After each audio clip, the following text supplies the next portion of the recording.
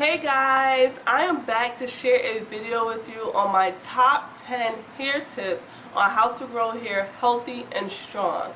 So before I even get into this video, I'm going to insert a picture of my latest length check right about now.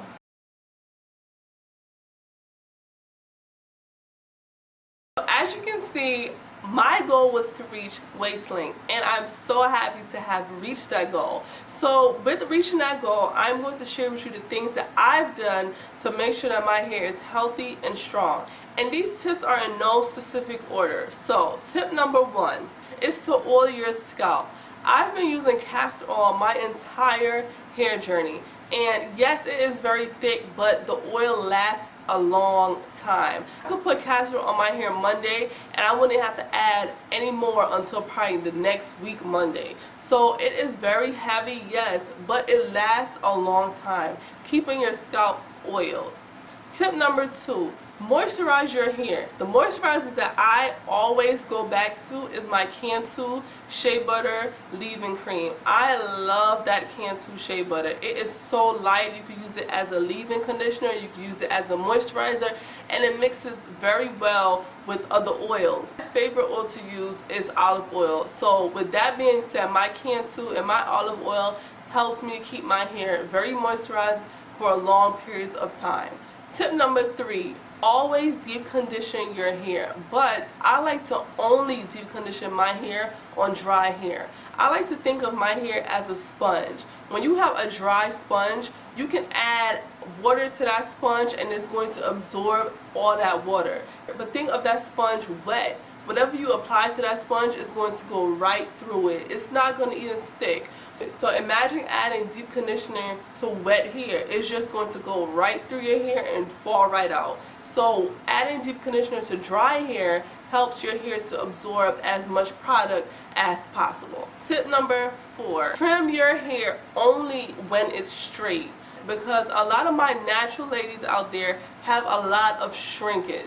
So imagine going to a hairdresser or whoever cuts your hair and they're cutting your hair in its shrinkage form, and then you have to straighten your hair. Your hair is going to be all type of lengths because you have to constantly pull your hair and trim it. A lot of hairstylists like to cut your hair wet, and I hate it. Me retaining as much length as possible is to only trim your hair when it is dry. You get to see everything that you need to cut and get to leave what you don't.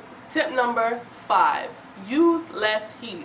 I only like to blow dry my hair probably once every 6 months, and that's even pushing it. And I only flat iron my hair once a year.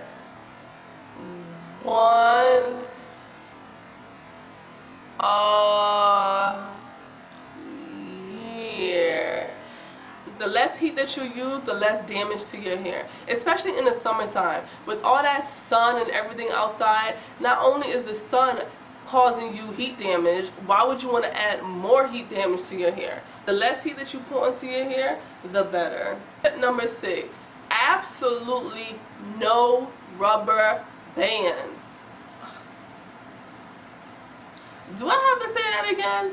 No rubber bands at all. Rubber bands will break your hair immediately. Have you ever put a rubber band on a Barbie doll's hair? Like, as soon as you take the rubber band off, there's hair wrapped around that rubber band like crazy. Please don't put rubber bands in your hair. There's no need to even elaborate. Like, absolutely no rubber bands.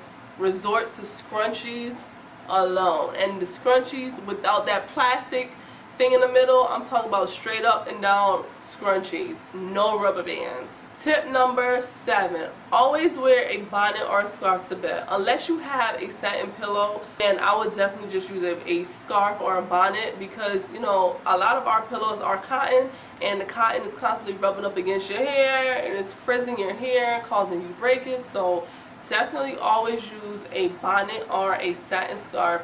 No matter how your hair looks, still put on a bonnet. Tip number 8, what I like to do is detangle my hair in the shower alone, under that running water, so it's easy to detangle. So once I wash out my deep conditioner, I shampoo my hair, and then I put my conditioner on, and then I will comb my hair under the running water in a vertical direction. It is so much easier. Once I finish the section, I will twist that section and go on to the next section. Not only are you able to detangle your hair easily in the shower, but once you get out of the shower, it's still detangled. So there's no need to even go in with the comb again. So that saves a lot of time, a lot of breakage, and a lot of stress onto your hair. Tip number 9, always use heat protectants. If you are going to blow dry or flat iron your hair, always, always, always use a heat protectant. You may not think that, a heat protectant is working. You may think that it's useless because it's like, you don't really see it. But it is working, you guys. Like that say UV, or it says something in the sort of a UV protection. That's protecting your hair from the sun also. So definitely invest in a good heat protectant.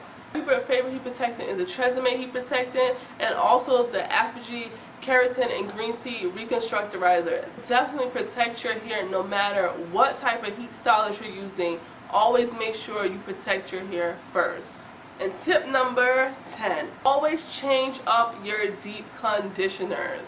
Always change from a moisturizer to a protein, or a protein to a moisturizer.